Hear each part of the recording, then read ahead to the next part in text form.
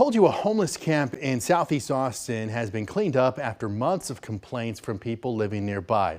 Take a look at this comparison. The video on the left was taken last week. You could tell there were still tents, piles of trash.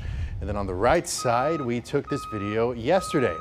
Now, the city says some people living in the camp on Bluff Springs Road accepted the invitation for shelter and resources, but not everyone did. Our Nabil Ramadna spoke to some of the people living there to find out what they plan to do next. As crews cleaned up the homeless encampment on Bluff Springs Road, some people living on the site were moving out.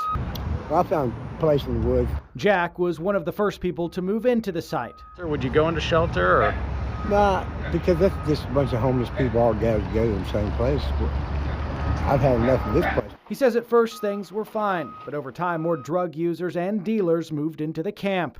And with Fetty, the new fentanyl drug, there's less respect, less everything. On Thursday, City of Austin Homeless Strategy Officer David Gray stopped by the camp for cleanup. An encampment like this is not an environment where we want people to be living, especially when you have high drug use and, evidence of fire. Gray says 25 people from this camp moved into shelters. A lot of those folks who are users or had been using express interest in substance use treatment. Now, crews came out here yesterday and cleaned up the site. It looks much different than it did yesterday, but some of the people on the site say that they didn't want to go into shelters. Some of them moving just off the site here. You can see this camp here now being removed one day later.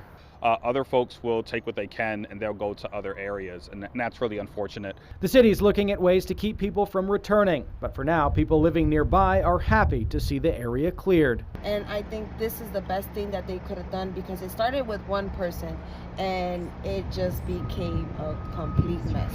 Nabil Ramadna, KXAN News. Now, the property owner is listed as MT Properties LLC out of Delaware. The city says it reached out multiple times but did not receive a response. We did go back to the property this afternoon and noticed some people were still there along with their belongings. The city says it will follow up at the site in the coming weeks to make sure no one moves back in.